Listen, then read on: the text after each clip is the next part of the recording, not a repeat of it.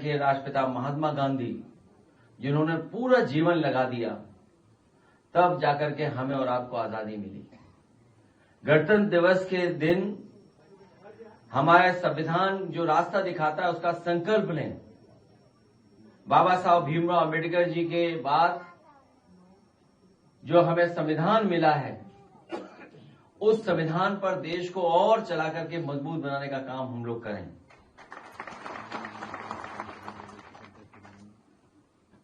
साथ ही साथ ये भी संकल्प लें और हम देखें कि हमारा देश कहां खड़ा है दुनिया के सामने। जिस समय आजाद हुआ देश और आज इतने आजादी के बाद हमारा देश तुलना में कहां खड़ा हुआ है। गरीबी, बेरोजगारी, महंगाई और किसान की हमारी क्या हालत है।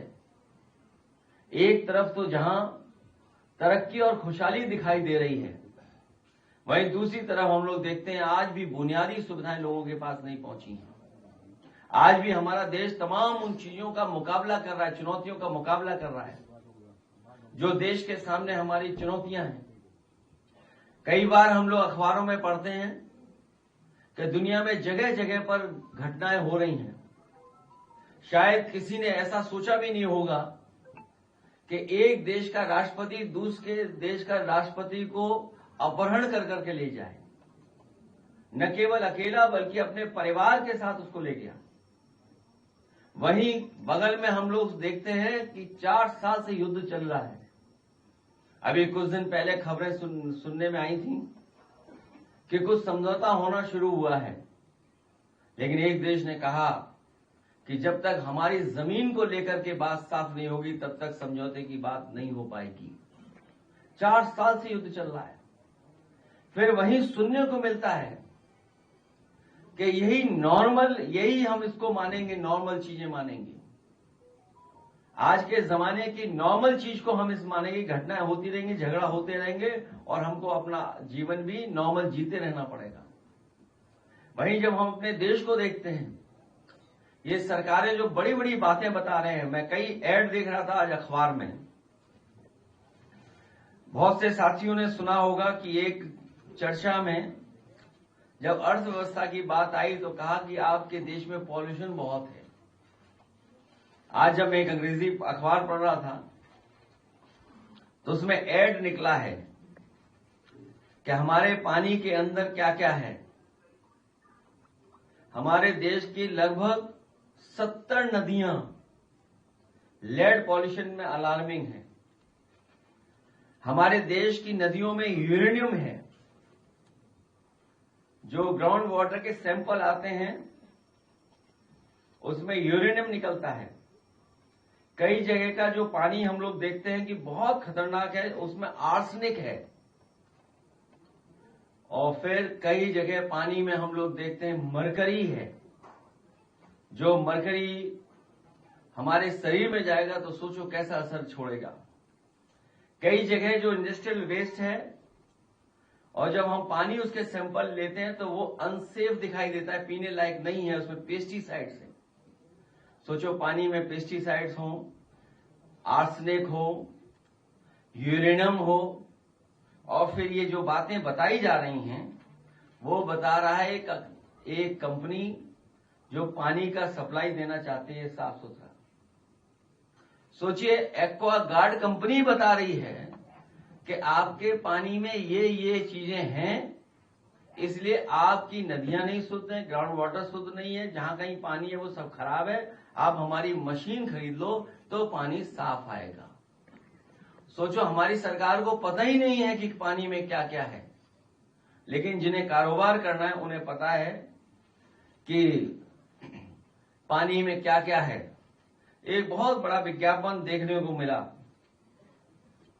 और वो अंग्रेजी अखबार में जो लिखा है वो लिखा गया है कि एक कदम हम उठाएं, आगे बढ़ाएं कदम और भारत को सोने की चिड़िया बनाएं। सोचो सोने की कीमत आज क्या है बाजार में। अखबार में विज्ञापन है कि हम सब लोग मिलकर के भारत को सोने की चिड़िया बनाएं। और फिर जब आप विज्ञापन को पढ़ोगे तो उस विज्ञापन में कहा जा रहा है कि आप सोना हमारे यहाँ रखवा दो तो आपको मुनाफा होगा।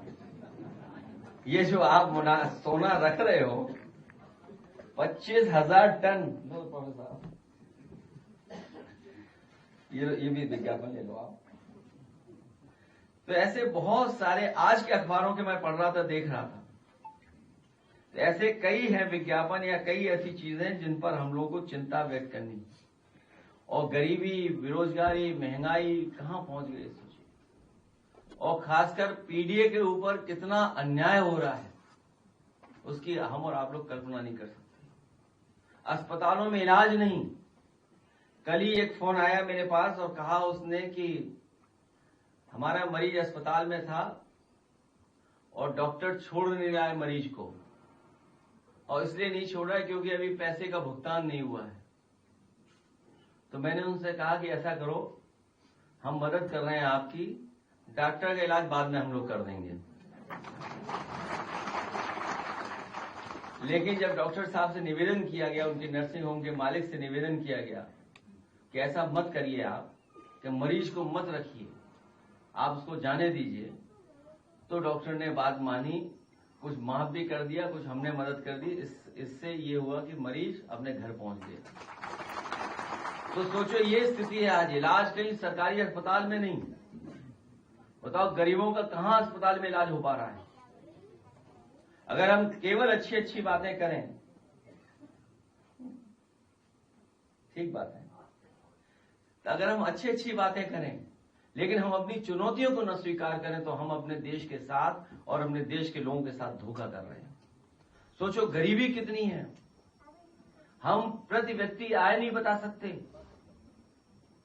प्रति व्यक्ति आय कितनी है सरकार बता रही है इतनी है, लेकिन है ही नहीं वो आंकड़े भी सच नहीं है, क्योंकि हमें और सरकार को मिलकर के न जाने कितने गरीबों को खाने को देना पड़ रहा है। बेरोजगारी तो ऐसी कि डिग्री कितनी भी हासिल करो, नौकरी नहीं है, रोजगार नहीं है। अभी अखबारों में निकला है और बहुत सारी चर्चा शुरू हो गई है कि नए जमाने में जो घर पे हम लोग खाना मंगा लेते हैं, जो तमाम योजनाएं चल